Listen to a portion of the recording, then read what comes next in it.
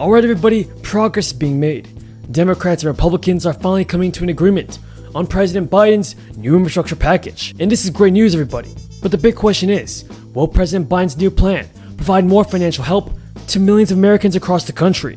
Everybody, if you support President Biden and his work on a fourth stimulus check, then let's get this video to 1,000 likes. And also everybody, don't forget to subscribe to my channel and share this video with your friends and family. I put a lot of work and effort into these videos, and I want to see every member of my community receive the help that they so desperately need. So folks, it means a lot to me if you could subscribe to my channel and share this video with your friends and family. Now the Senate just passed a $35 billion bill to strengthen states' water infrastructure on a bipartisan 89-2 vote. And the bill was supported by both Democrats and Republicans in the Senate. The only two senators to vote against the bill were Republican Senators Mike Lee and Ted Cruz. Multiple senators said the Drinking Water and Wastewater Infrastructure Act would foster economic growth, build climate-resilient infrastructure, and help ensure that all Americans have access to clean, safe water. The bill would allocate billions of dollars to upgrade drinking water and wastewater infrastructure projects across the United States.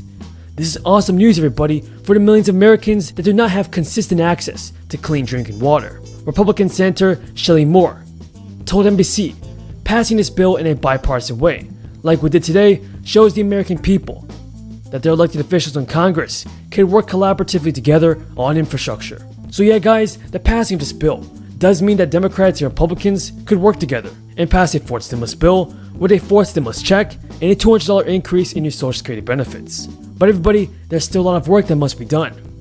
This past Sunday, several Republican lawmakers made it clear that they were not satisfied with President Biden's proposed $2.3 trillion infrastructure bill, as members of the Biden administration advocated for the measure as a necessary investment.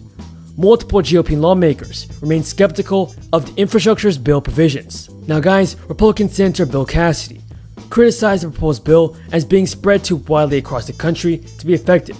Bill Cassidy is a GOP lawmaker currently leading efforts to reach a compromise with Democrats.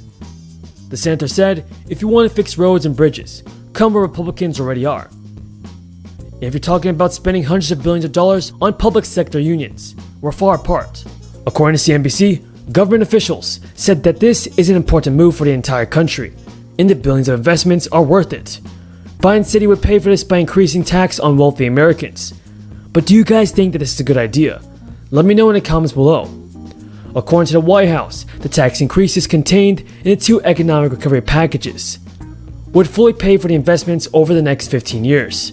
But Biden has promised throughout his campaign that he would limit any tax hikes to people with incomes above $400,000. White House Press Secretary Jen Psaki said the president remains committed to his pledge from the campaign that nobody making under $400,000 a year will have their taxes increased. Jen Psaki also clarified that the $400,000 threshold applies to families, not individuals. So guys, individuals who make $200,000 and up could be affected if they are married to someone who earns the same amount. Psaki said that Biden's tax plan will focus on ensuring that corporations and wealthy individuals pay their fair share of taxes. Now guys, new taxes on the wealthy could help pay for infrastructure and other priorities. But whether Biden can stick to that $400,000 campaign promise remains to be seen. President Joe Biden definitely needs to keep his promise that he will not raise taxes to anyone making less than $400,000 a year. Now guys, Biden's proposal would raise an estimated $740 billion in additional Social Security revenue over 10 years. The Urban Institute estimates that if enacted by Congress, the plan would be enough to extend solvency by about 5 years. And the bottom line is, even if Biden gets his wish to make Americans with especially high wages pay Social Security taxes at the same rate as low earners, it still would not be enough to fix a shortfall of Social Security. Now Biden has not discussed any sweeping changes to Social Security, but his campaign platform includes the following proposals that can modestly increase benefits for some recipients. And this is using the Consumer Price Index for the elderly to calculate Social Security cost of living adjustments, or COLAs, to better reflect the rising expenses that seniors face. A minimum benefit of 125% of the federal poverty level for people who work 30 years, gradually increasing benefits by 5% for those who have received Social Security for 20 years or more, and allowing surviving spouses to keep a greater share of benefits. Everybody, just know this: Social Security isn't going anywhere. In the event that nothing changes, Social Security can still fund 76% of its obligations from the money that it generates through payroll taxes. Even if you expect to receive 100% of your promised Social Security benefit, it's essential to remember that living solely on these monthly checks is incredibly difficult.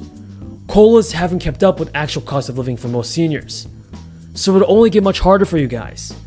Saving as much as you can in a retirement account while you're still working is vital, if you want to be comfortable in your golden years. And several Democratic lawmakers have already shown their support towards giving Social Security beneficiaries an extra $200 per month. Chuck Schumer, Elizabeth Warren, and Ron Wyden all agree that Social Security benefits must be increased by $200. And the best part is that the extra income would apply to all Social Security, veterans, SSI, or SDI beneficiaries. The additional relief money would continue through the end of 2021, adding up to an extra $4,000 over the next 2 years. Senator Warren has also called for raising payroll taxes on high earners in order to pay for the increases. Having extra money in their Social Security checks can help those individuals stave off extra healthcare expenses that they may face, or even help offset added costs of hiring help with grocery shopping. Thank you so much for being here, everybody. I truly appreciate everyone's amazing support. Until next time, have a great day and stay safe. Got tagged by a federal judge for $3 billion in back taxes for cheating on its taxes. And it did it by moving its recipe for its syrup to other low-tax countries like Ireland and others, and some clever accounting, and they got caught. And I think a lot of multinational corporations do that. And I'm willing to sit down and talk with the president about how to close that loophole. I know it's hard to believe that a company our CEO is virtuous as the CEO of Coca-Cola would do that, but nonetheless, he got caught. Yeah, well, he's pushing to move And there may be some potential to raise money there. But I'm not for raising corporate income taxes across the board, because the employees are the ones that are going to pay for it. Absolutely. They're going to move to other countries. The corporate tax is not for us. It's to get these companies to come back home and start building stuff here, get one excuse out. I'm just going to run through some of this. When you say we're in economic crisis, no doubt about it. In 1930, we're in economic crisis. In 2008, we're in economic crisis. Now we're not. Minnesota has a surplus of $1.6 billion. Michigan's got a surplus of $2.5 billion. Do you know there's a $15 billion surplus in California? In the surplus of $5 billion in Colorado, Rhode Island, $44 million. They have as a rainy day fund. Oregon, $500 million. Where is the crisis here that says we got to go write a $6 trillion budget bill, or $6 trillion in spending, or $2.4 in infrastructure? There is no crisis. No, there's no crisis, and we've known since December. When we got December numbers, we knew. Everybody in Washington knew. We haven't been in a crisis for several months. That's why the last